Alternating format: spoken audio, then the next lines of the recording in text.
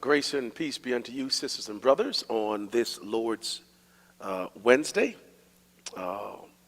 It's November 10, right? Amen. November 10. Just testing you to see if you're keeping up with the dates. Glad to see you all in the sanctuary. Welcome to those who are joining us virtually for today's lesson. And we want to continue from last week our theme, Worshipful Rhythms, from last Wednesday. There's a part of the lesson that I did not get to really go into that I want to take up today, and want to welcome people into the live stream so that we can talk about this. We can talk about grief. That is a part, a continuation of last week's session, a continuation of the worship experience on Sunday, and it's a concern that's in the hearts of people that who, preparing for this holiday season, really need the care, the love, the support of their families of faith in order to be sustained during the holiday season. So let's ask God to bless us together as we go to the book. Eternal God, the Sovereign, grant us grace that in this hour we might learn of Thee.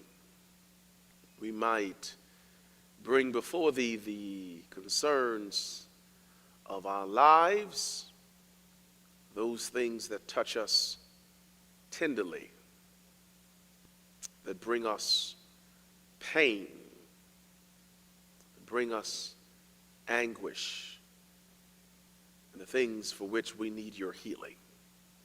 Bless us in this hour for illumination, in the name of the one whom we have met on our journey, Jesus the Christ. And all the people of God say together, amen. Amen.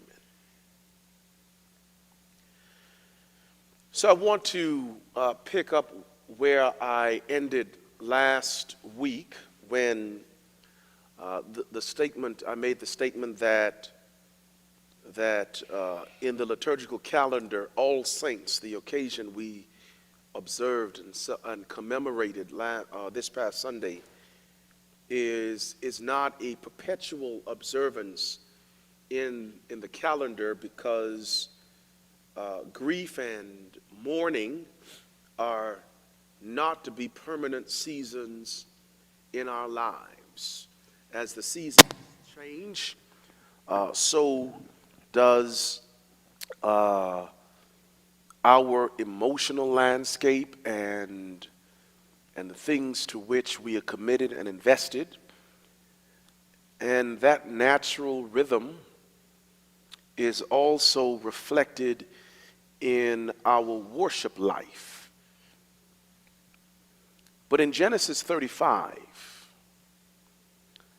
at the death of Rachel, there is a record of Jacob's response that I think is important for reflection, particularly as I have heard this passage used as a way of encouraging, prompting people to move on from grief. I want us to really talk about that a little bit today. And for people who are in the stream, for them to share their thoughts and their ideas about it. But if we go to Genesis chapter 35, verse 16, we have an experience of death and grief that ought to be considered within this conversation. The text reads, "Then they journeyed from Bethel, and when there was but a little distance to go to Ephrath, Rachel labored in childbirth, and she had hard labor. Now it came to pass, when she was in hard labor, that the midwife said to her, "Do not fear. You will have this son also." And so it was, as her soul was departing, for she died, that she called his name Ben-Oni or Ben-Oni, depending on whether you want to pronounce a hard, long I or short. But his father called him Benjamin. Ben-Oni or Ben-Oni is son of my suffering, while Benjamin is son of my right hand.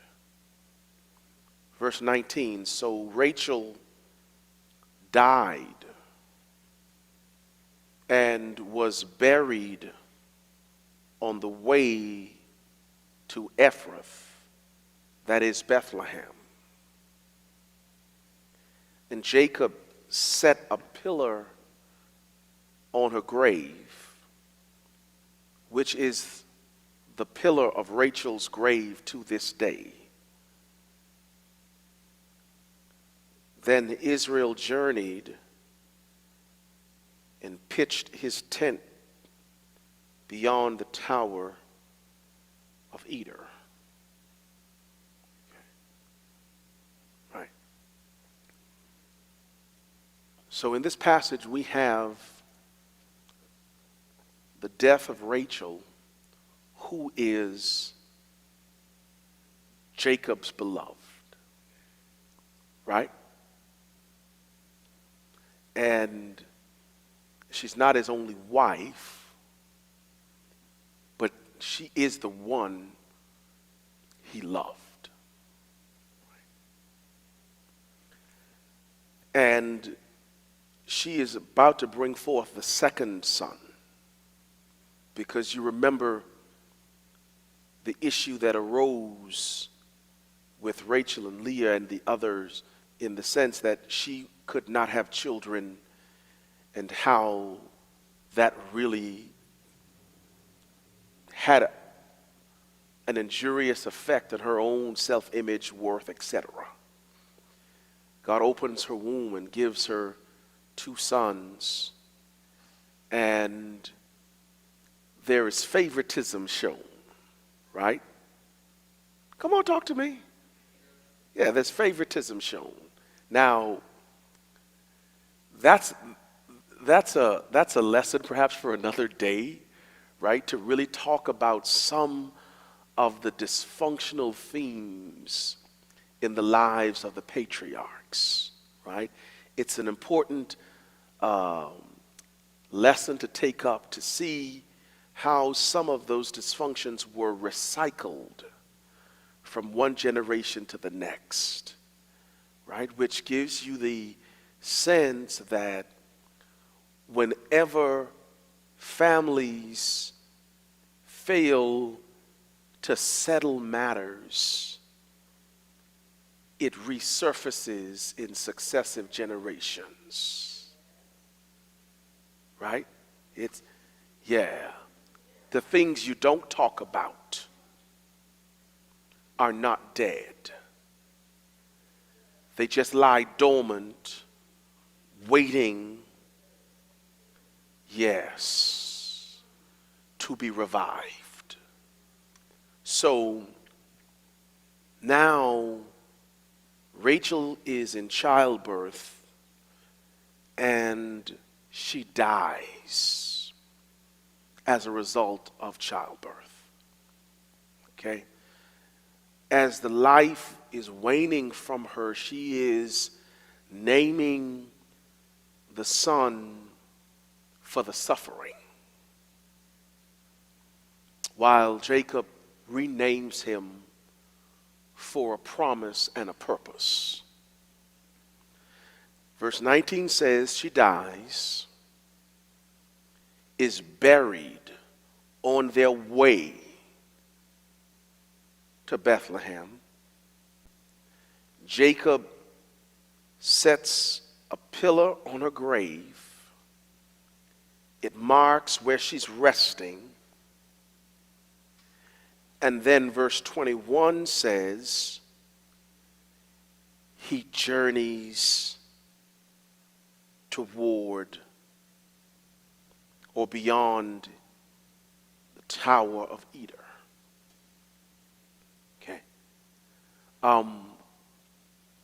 Now, when this text is used occasionally at funerals, it's used with verse 21 as the real emphatic point. Then Israel journeyed on. The lesson and the message that comes to the family is journey on. Okay. Now, that message in and of itself is not a bad message. Okay. I want you to know, it's not a bad message. But it is an incomplete message if you do not help people with the journeying on. Do you hear what I'm saying? Right?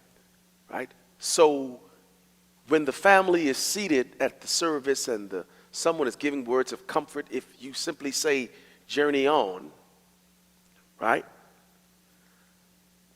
It can come across as insensitive, even if it is not intended to be, especially if the support and the resources for journeying on are not provided for people to take up that invitation. Yeah. So it's spring 2009. Okay. And I'm in retreat with colleagues in a pastoral residency program. And the heart of the residency program is theological reflection on the work that we were engaging as ministers in a clinical setting. And during the course of the retreat, as we're sharing intimately about experiences of our lives that pose difficulties for us, emotional difficulties. And I know what happens when people start talking about emotional difficulties. Certain walls of defenses go up. Because when you deal openly with emotional difficulties, you run the risk of stepping on people's terrain of vulnerability. And unlike social media culture, where people post what they're eating, what they're wearing, just all the stuff. We still have not gotten to the place where we are all comfortable talking about those places that are still tender for us. Am I right? Am I right? Come on. So y'all don't even want to commit to say I'm right because those walls are already gone up. Right? It happens because you don't share everything publicly. Not the things that really touch you. Yeah. Not those things that trigger you. You keep them preserved. You keep them sealed. And the people to whom you make them known are people you trust. You trust with that vulnerability because your experience with them is that they can handle it. They can keep your confidence, right? That doesn't often happen in the context of just a public exchange. And something happened in that retreat that touched one of my lines of vulnerability, and I recoiled.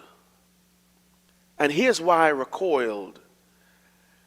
Because in the words of a common parlance, the person didn't know me like that. Right? Come on. We family. Come on, let's talk. Right? See, because you can hear the same thing from 10 people, but I guarantee you hearing it from the right person will make all the difference. Do you see right? If someone who doesn't know you says something about you, you don't lose any sleep about that. Why? They don't know you. Huh? But let it be, come on, someone who knows the whole story. It'll touch you differently. So what was said to me as we were sharing in the intimacy of the conversation, I was sharing with my colleagues my lingering grief about my brother's murder that had taken place 2 years prior. And one of my colleagues responded, "When are you going to let that go?"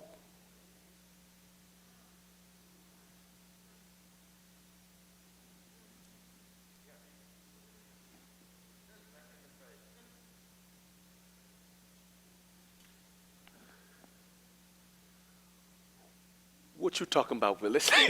Right? Like, wait, what? Right? You can imagine the visceral response I had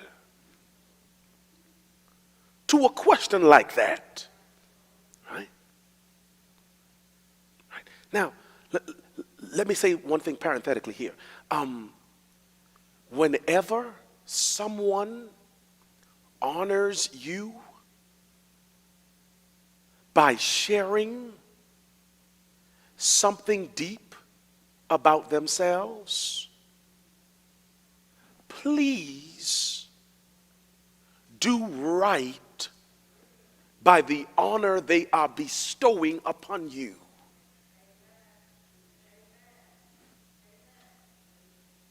All right? Can I press that just a little bit more? Because the person is inviting you to stand on what is their tender and holy ground. And what they do not need from you or me when they invite us to stand on their tender and holy ground is a heap of our opinions. Yeah. They need someone who is sensitive enough to hear them with the third ear and respond to them at the level in which they're sharing. Right? So then, Deacon Ware comes and shares with me, Pastor, this is my concern. I don't take over Deacon Ware's conversation with, well, that reminds me of what happened to me. And then I go off on a tangent with all that happened to me, and I leave Deacon Ware, I leave him no better than he was when he came and shared with me. This is his concern. So I co-opted his conversation. And then he's left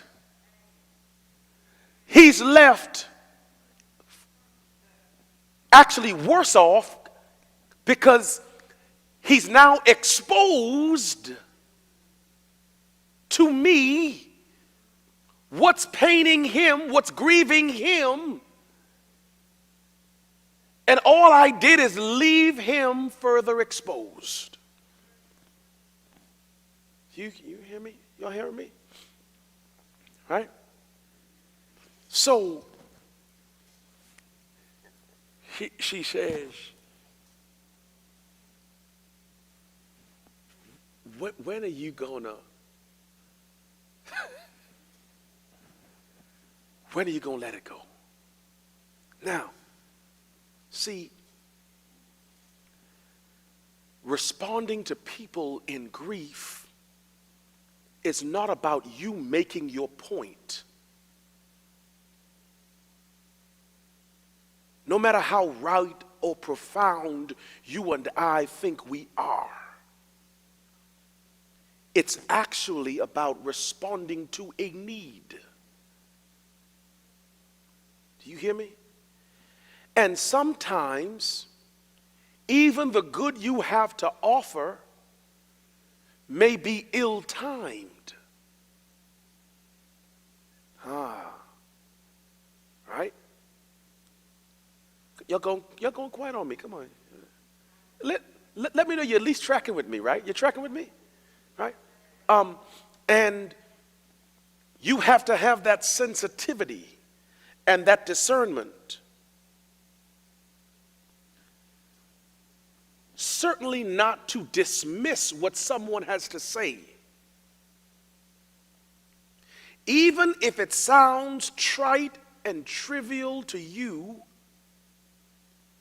if they brought it, take it seriously. Don't say, that ain't nothing to worry about. No. If they brought, because that's a horrible feeling for someone to muster the courage to share something with you, and all you end up doing is saying to them, it really doesn't mean a whole lot. So, let me tell you why I was offended by it. And I've got some years from it, right, that I processed it. One, she didn't have that emotional credibility with me to even go there.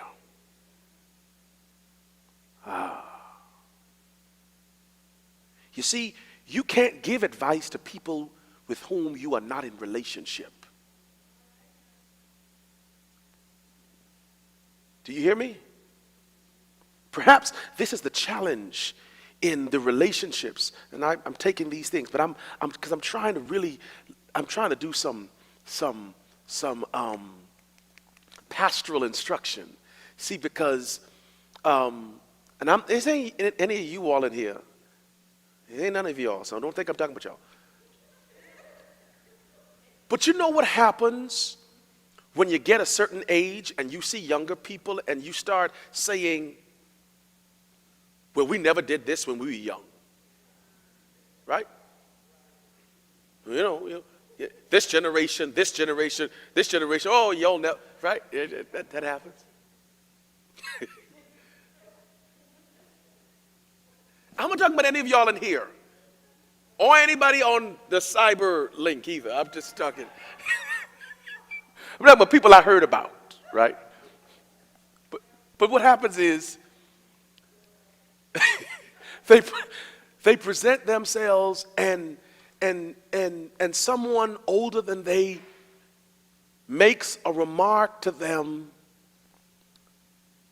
that kind of rubs them the wrong way. And it's not that the remark cannot be of benefit to them. It's the fact that the person from whose lips the remark was spoken has never ever said good morning to them. Huh?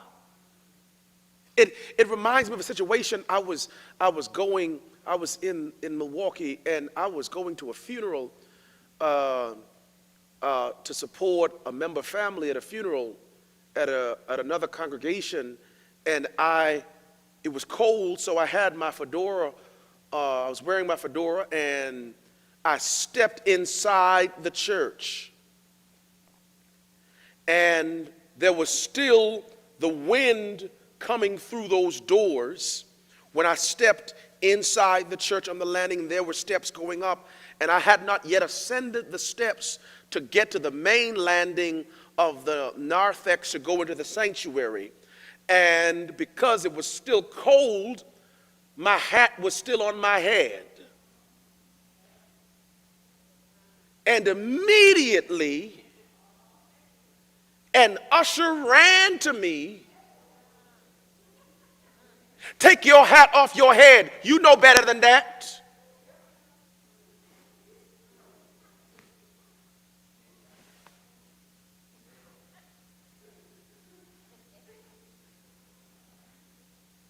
Now, she caught me on an unguarded moment.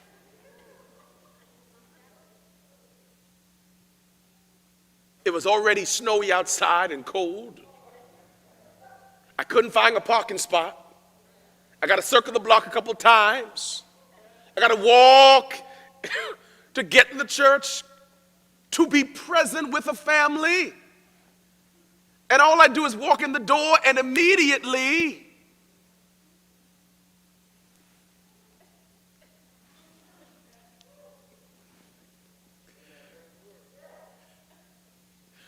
I want to tell you, like a senior preacher told me years ago. He's now of blessed memory. He says, it's not that I can't cuss because I still remember the words. It's just that I choose not to. And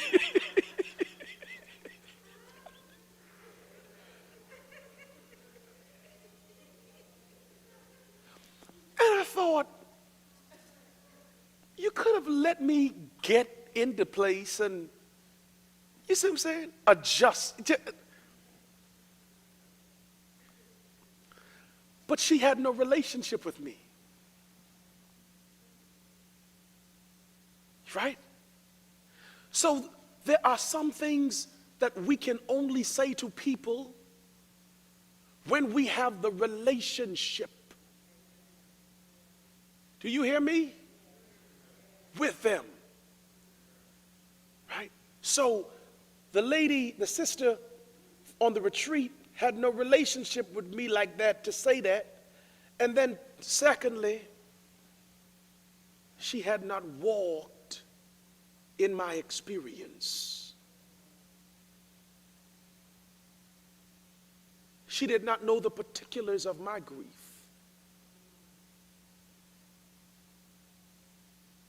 My brother was found days after he had been murdered. So I never even saw my brother's remains.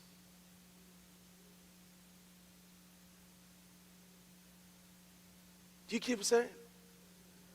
There are things that complicate people's grief. If he had died a death, other than the way he died, and there were remains that could be viewed, that could have been different. Right? The rituals of grief for us, help us come to terms with the finality of death in terms of this side. And then no one caught for the murder.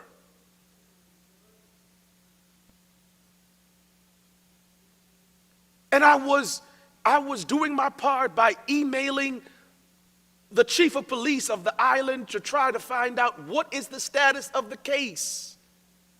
And all of this. Right?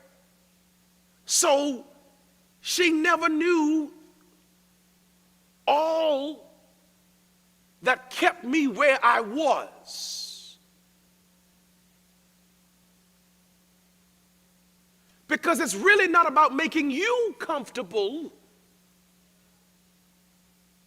It's really about dealing and ministering to the person who carries the heaviness, the weight of that responsibility. And this is why, beloved, I'm telling you something. This is why, I want to be very clear about this. As a pastor, I do not masquerade as a therapist.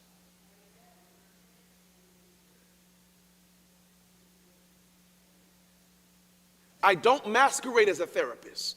I don't pretend to be a counselor, a licensed professional counselor. I don't pretend to be that. I do not have those skills. What I do when I realize that the need far exceeds my ability as a pastoral caregiver is to support the member, but also make the referral to someone who I know is trained and skilled and credentialed to do that. That's important. Why it's important is because at the end of the day, I do not live in the world of your grief. And I cannot build an edifice for you to live in that won't aid you in your grief. Hear what I'm saying. And well-intentioned Christians do that all the time. You build a narrow house for people to live in, and then you go about your business and leave them in a confining space.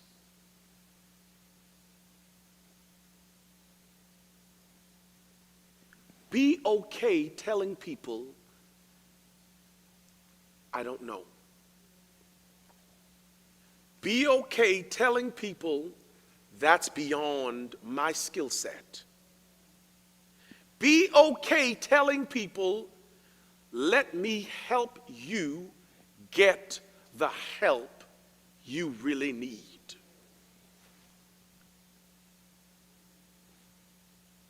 And it doesn't mean that you are any less faithful.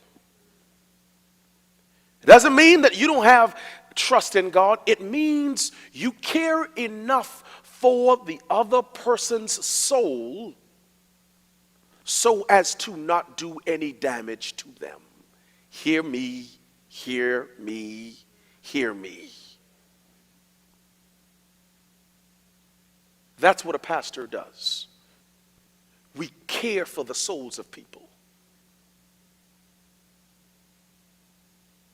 We don't just push one-fits-all advice. We care for the souls of people.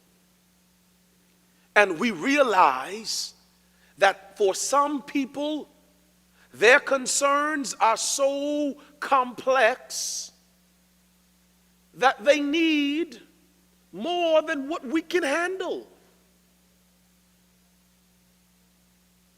Yeah. Are y'all here? Y'all tracking with me? Because when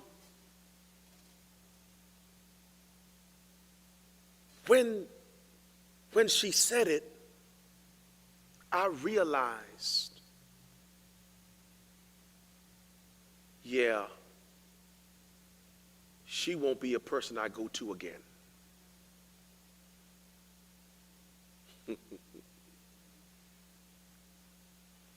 And you don't want that to be made about you. You hear me? Right? You want to be sensitive, open. C.S. Lewis writes a book on grief observed. And excerpts of that text are in this little small book, C.S. Lewis on Grief.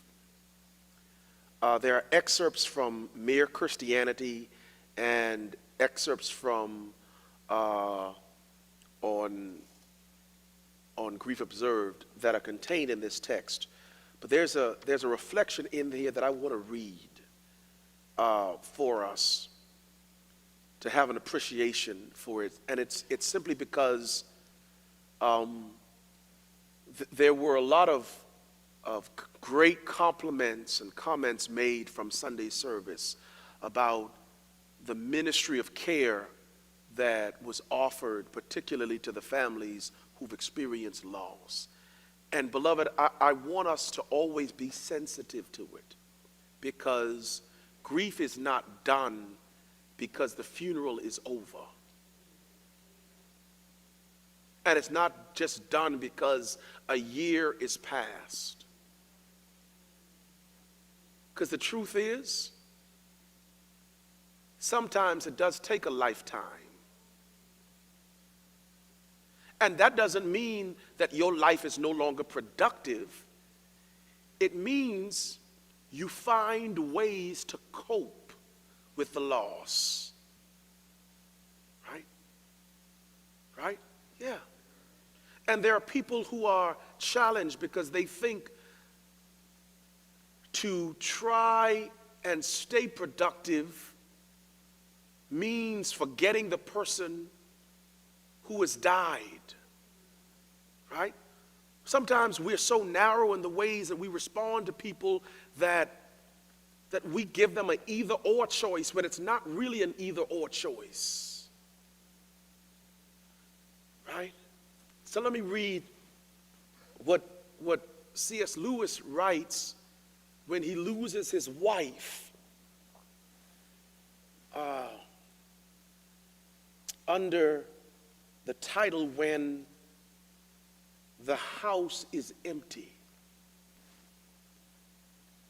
No one ever told me that grief felt so like fear.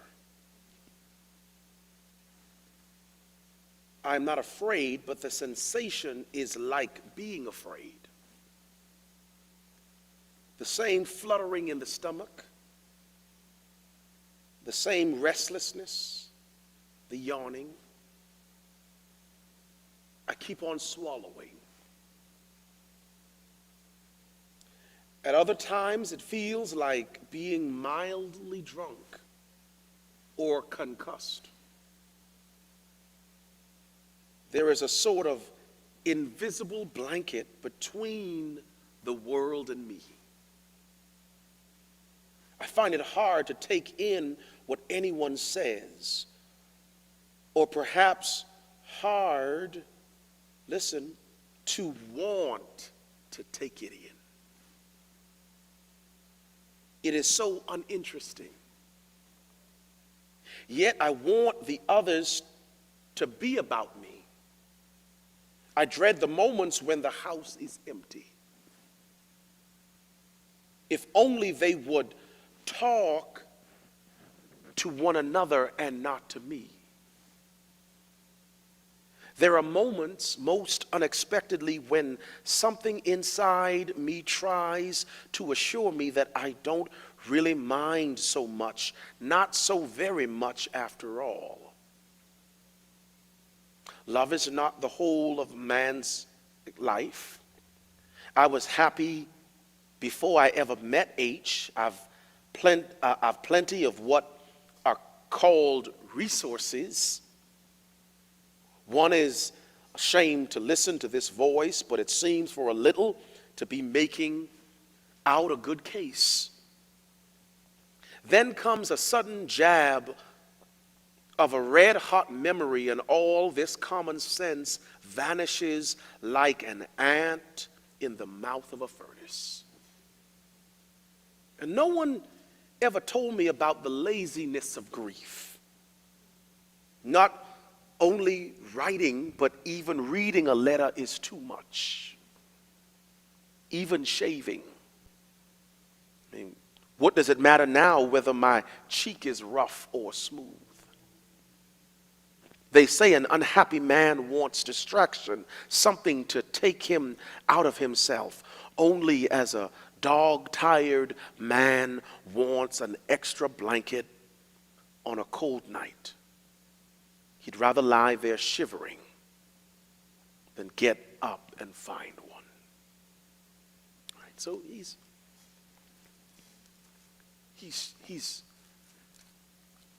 telling you things that we don't always say in public, because the shallowness of culture teaches us that any time when you are asked how you're doing, the only acceptable response is, I'm okay. I'm fine. I'm good.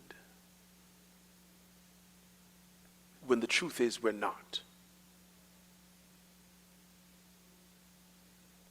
And if you frequent places where you always have to be good, you need a new place to frequent. If you only deal with people who can only deal with you if and when you're good, write a new advertisement for some new friends. Because life is about those seasons.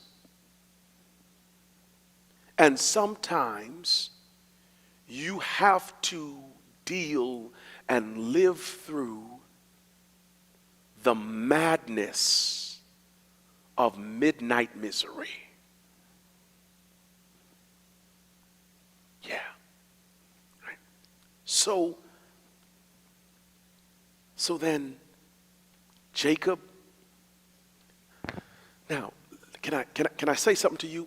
Because you all are mature enough to handle it. Can I say something to you and you all really hear what I'm saying? Right? So I know y'all can handle this. Sometimes we press the biblical text to do something it wasn't intended to do.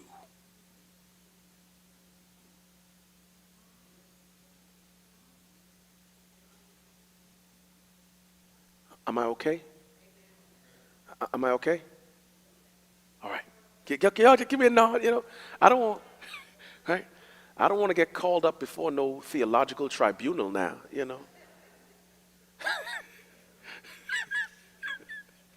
Right? So sometimes you press a text to do what it was not intended to do.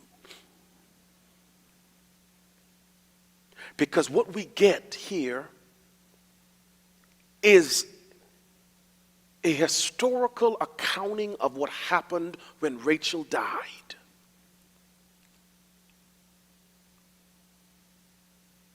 I wish that the historiographer had told us how Jacob felt. But we don't get that.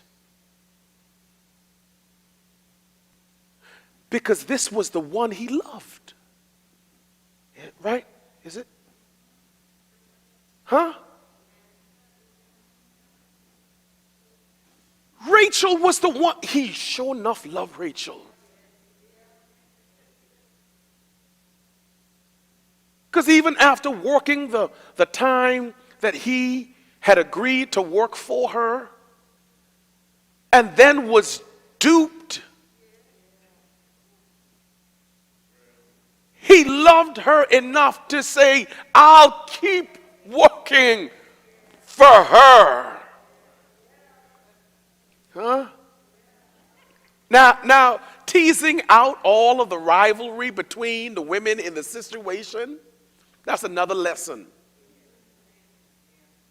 That's another lesson. Right? That's another lesson. But this is, he loved Rachel. And now Rachel is dead. And you can't tell me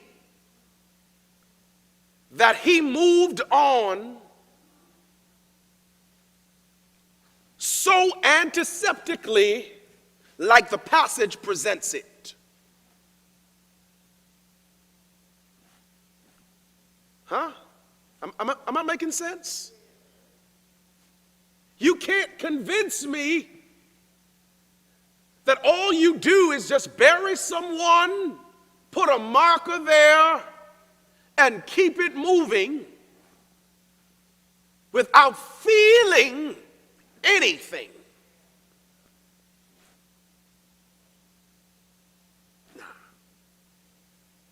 Nah. Not the one he loved. So then, the text does not give us all. And because we do not have all, we cannot take this text and just simply say to people, move on. Huh? Right? Because, so 50 years ago, as therapists and psychologists have been thinking about grief, they came up with what they call 5 stages of grief. And if you think in linear fashion, it really doesn't work like that. That you go from, phase 1, phase 2, phase 3, phase 4.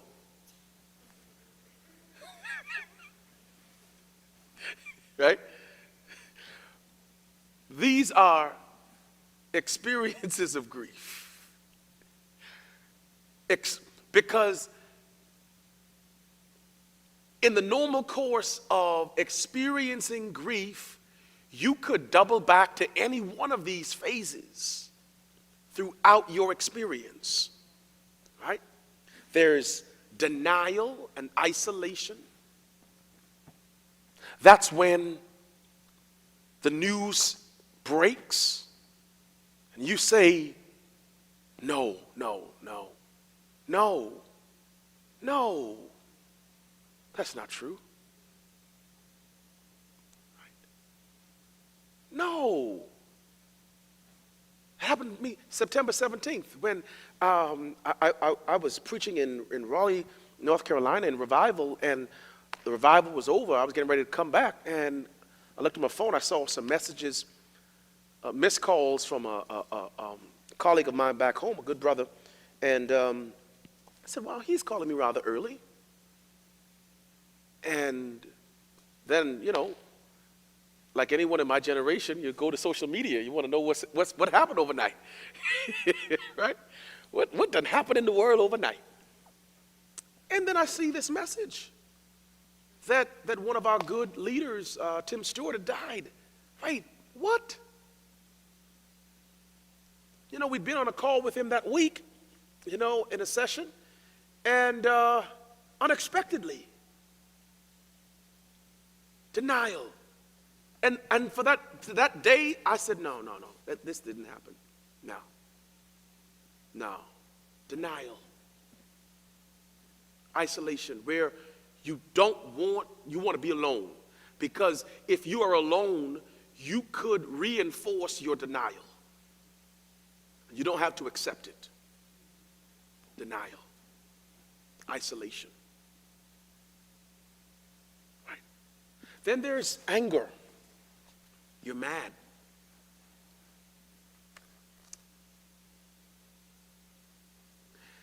And now this is important because church folks think you don't ever get angry with God. That's not true. Yeah, you do. Yeah. I remember I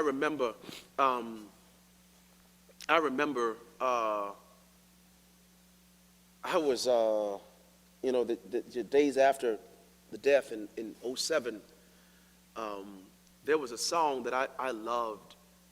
It was from Kurt Carr. He had a new album, a new CD that came out not long there, maybe a year before. God blocked it. He wouldn't let it be so. And I remembered how that song used to bless me before March 24, 2007.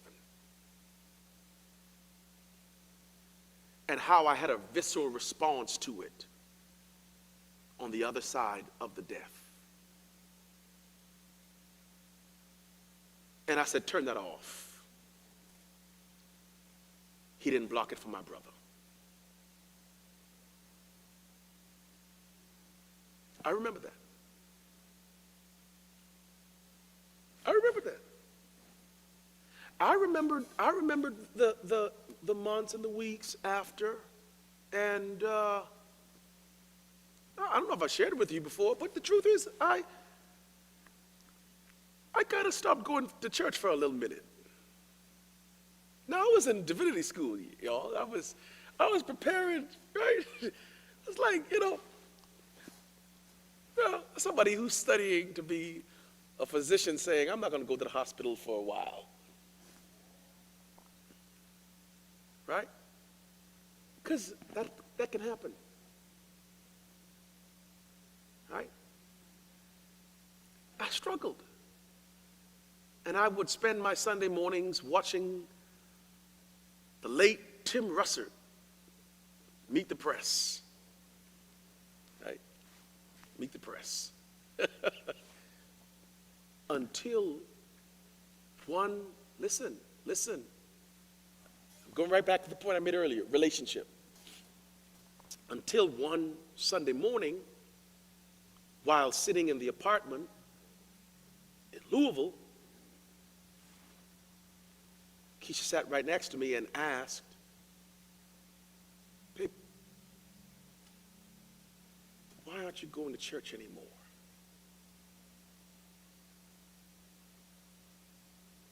What's going on with you and God? Yeah. Now, had it been someone else, it would have been a different story. But when people know you and they ask you those deep, penetrating questions, you know you can't hide. Huh? This is why church life is so important. Let me tell you why, right? Because in church life, we live together.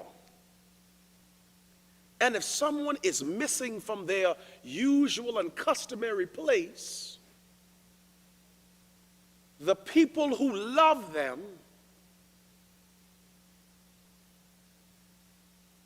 hear me? The people who love them must go and see about them.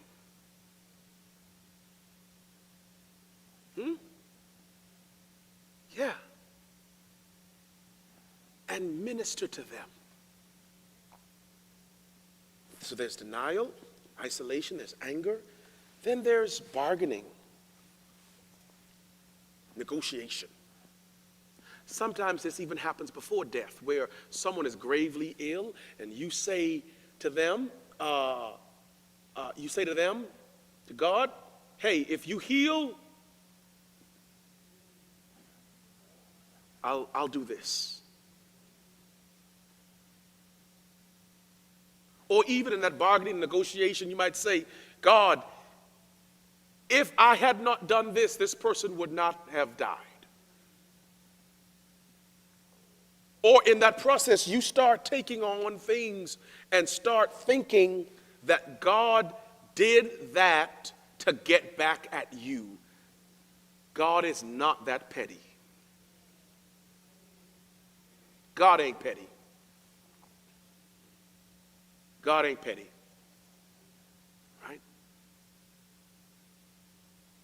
God ain't petty. Now, let me tell you why that's important, because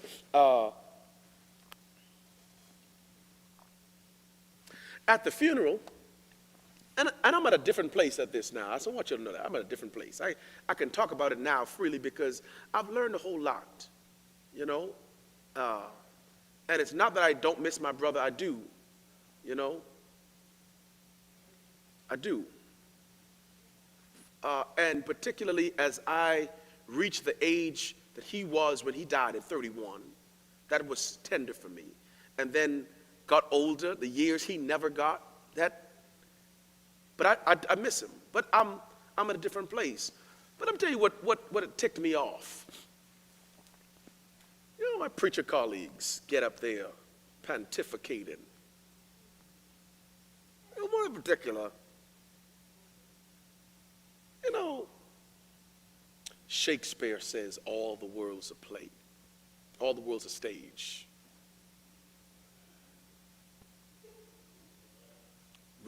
We come on scene, we play our part, and then we exit. What? It's like, what? Is that all you got? Right? Is that? Because we don't often think about what we're saying when we say these things. Because I'm trying to explain to his 5-year-old son before we go to the service what we're going to. Right? And if God is that callous and indifferent, you think God goes around with God's finger on a gun trigger? Is that what God does? Right? We don't think these things through because we heard someone say it at someone else's service. We think it's okay to say it at the next one we show up to. And then you end up leaving people with more pain than they experienced before coming into the service. My time is up. My time is up. Let me give you this last one and then we'll go. Then there's depression and acceptance. Depression is one, acceptance is the fifth. Now, remember, I really don't see them as stages. I see them as experiences. Because you could be in and out of any one of two of them at different times and go back to them. It's not a checklist for you to say, well, I'm done with this phase, so now, give me my certificate, let me go to my third phase.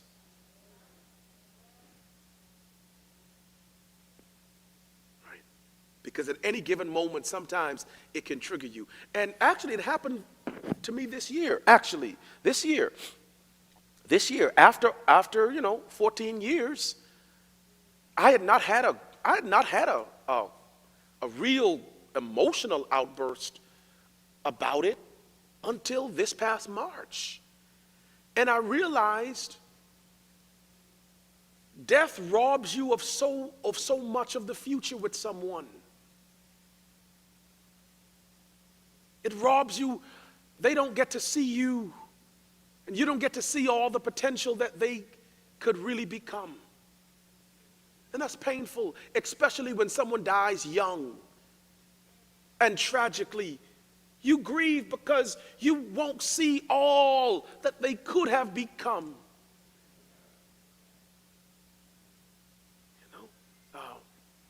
Yeah. All right, let me pause there. I hope this is making sense to you, and I hope it's a being of some blessing to you, because these are the things that we have to really work out as we live together, caring for each other, so that when people allow us to stand on their sacred and holy ground, we honor that invitation by taking our shoes off. So may God bless you, and God continue to keep you. May God grant you grace and grit for each day of the journey. Is my prayer through Jesus Christ the Lord. Amen.